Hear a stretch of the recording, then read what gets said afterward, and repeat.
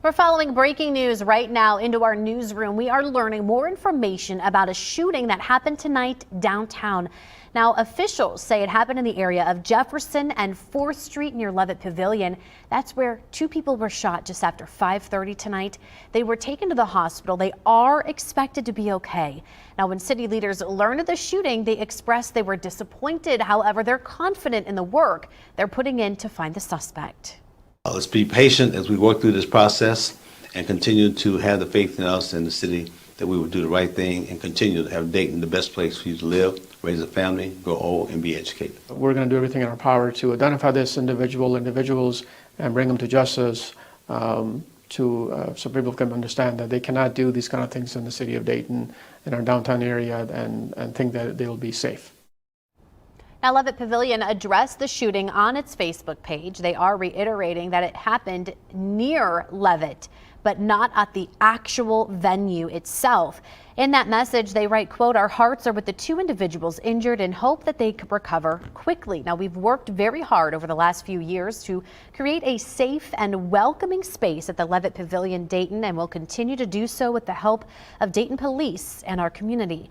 And we will continue to update you on this shooting. As soon as we learn more, we'll update you here on air, online, and all of our social media platforms as well. You can see all of the accounts right there on your screen.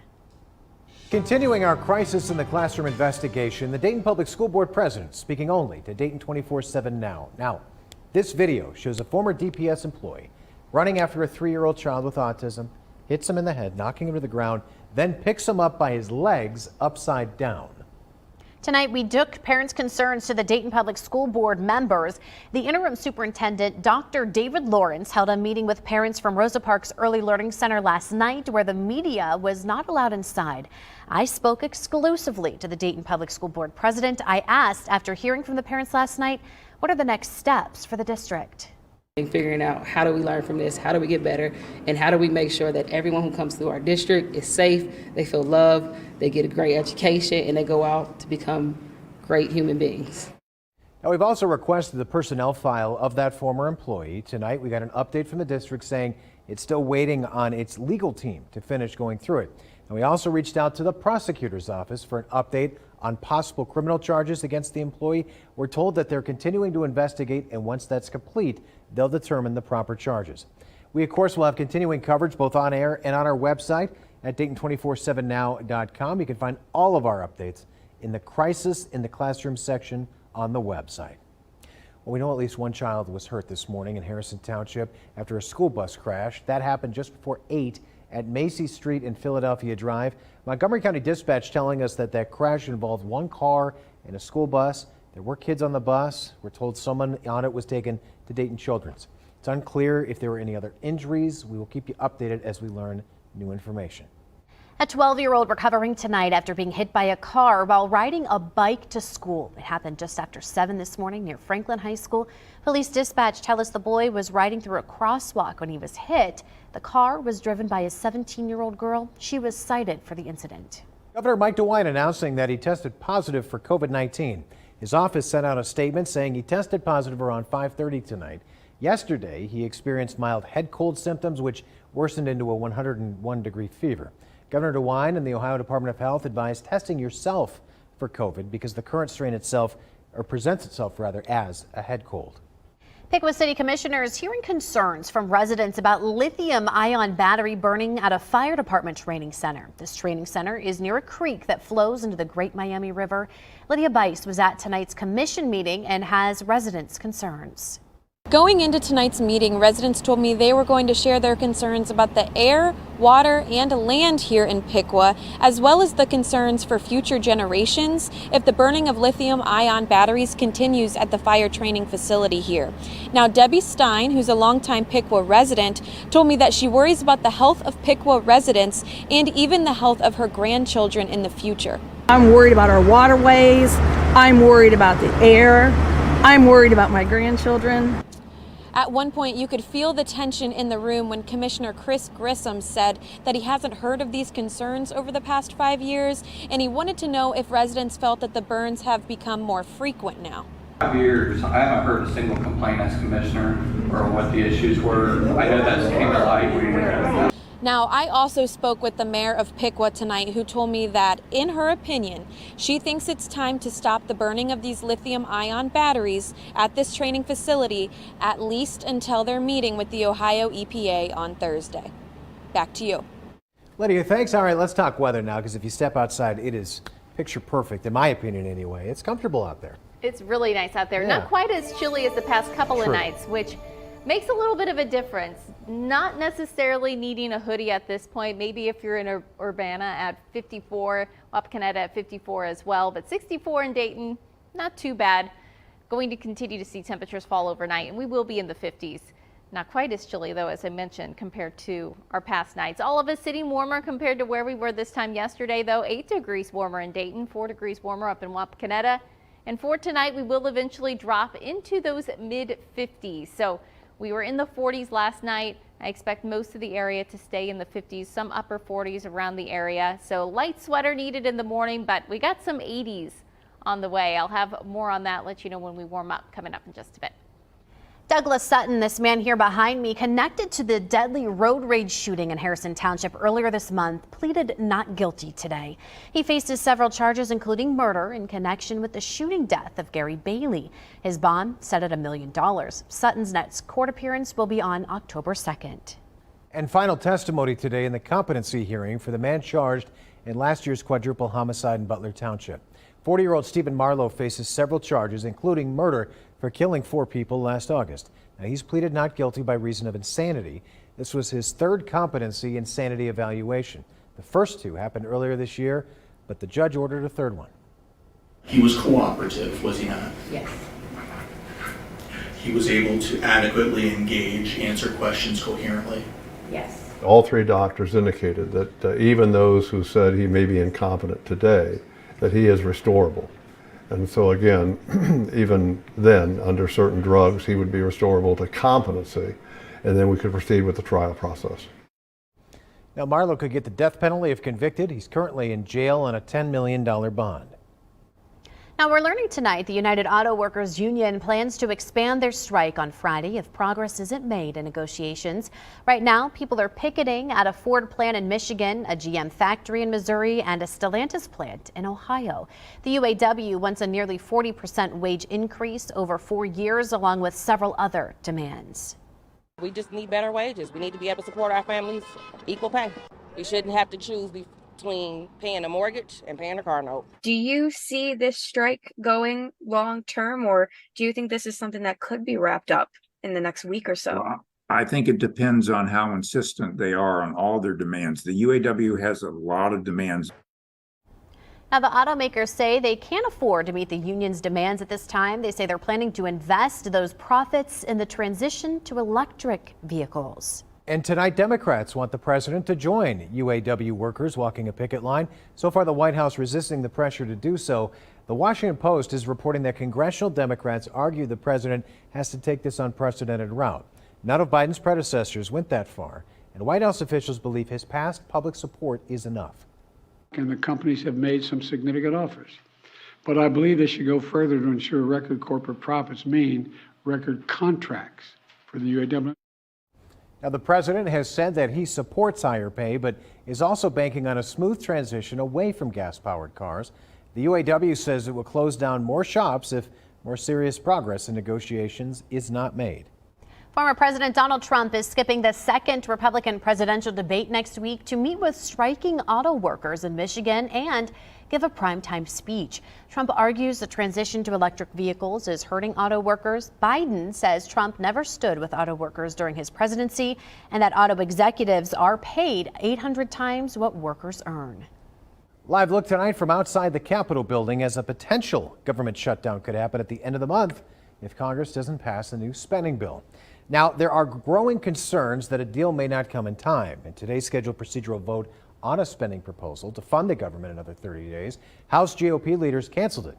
It is a sign they don't have the 218 votes needed to pass the bill. Some swing district Republicans floating the idea of working with Democrats to force a vote on the floor.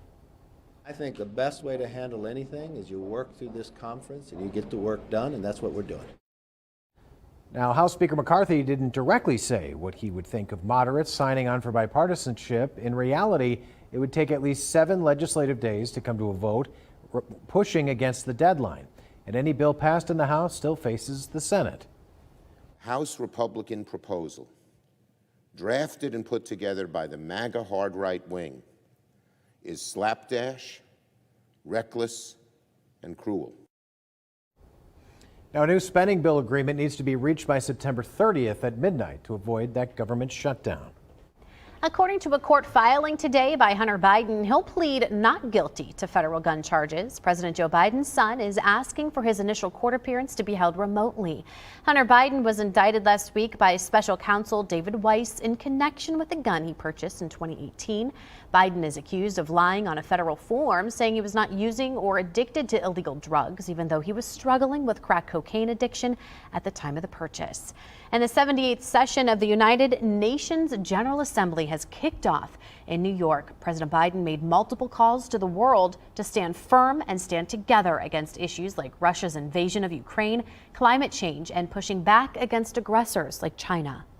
The United States seeks a more secure, more prosperous, more equitable world for all people, because we know our future is bound to yours. Let me repeat that again. We know our future is bound to yours. And no nation can meet the challenges of today alone. He says member nations must take a united front, notably absent from the audience, the United Kingdom, France, China, and Russia. And as you just saw, members of the UN gathered in New York for the General Assembly, and after the break, what the president of Ukraine had to say about their ongoing war with Russia. And an Oklahoma man is in custody after police say he faked his own death. Coming up, the latest on the case and why he was trying to hide. Plus, tracking warmer weather. I'll let you know how long we'll stay in the 80s. That's coming up. Here's a live look from our Eco Plumber Skycam. You're watching Dayton 24/7 now.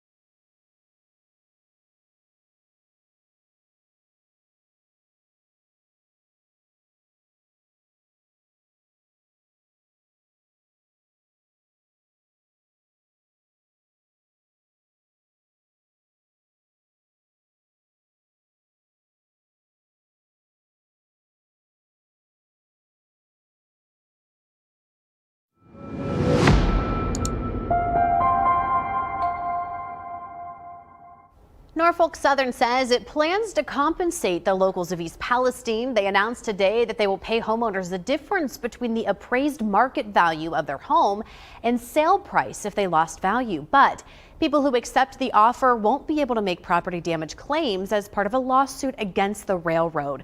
The plan is tentative. This while Ohio Attorney General Dave Yost continues to work on a long-term fund agreement to compensate homeowners. Well, new tropical activity in the Atlantic could impact the U.S. The system could bring wind, rain, and high surf to the coastal Carolinas and mid-Atlantic states this weekend. The National Hurricane Center also watching a system in the eastern Atlantic that is likely to turn into a tropical depression late this week or weekend. Meanwhile, Hurricane Nigel is getting stronger. However, it's not expected to threaten the U.S. And here in the Miami Valley, quiet weather continues on for us. Another below normal day, although we did get pretty close to our normal high, 77 high temperature today, normal high 78, 48 is where we started out the day. So it was a chilly start, but warmer weather in the forecast and not going to be quite as cold tonight. And we got 80s in the forecast. Few clouds around, keeping temperatures up across the area this evening. We'll continue with temperatures dropping into the 50s as you wake up early tomorrow morning. Heading into the afternoon, lower 80s expected by 6 p.m., perhaps dropping into the upper 70s. And then Thursday, not quite as cool again, starting out in the mid to even some upper 50s. And then we got more 80s in the forecast by our Thursday afternoon. As far as rainfall goes, again, we could really use it at this point. Here's a look at our latest drought monitor where you can see abnormally dry conditions over much of our northwestern counties. But I do think this could be extended eastward on our next update coming in on Thursday. We have to stop it.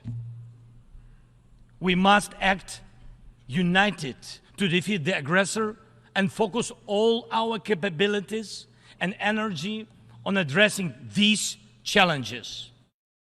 Ukraine's president making an impassioned plea to the UN General Assembly this afternoon, accusing Russia of weaponizing food, energy, even children, and warns fellow world leaders it could happen to them. He pointed to the Black Sea grain deal and Russia blocking exports of critical food supplies, saying there needs to be restrictions and accountability for this kind of weaponization.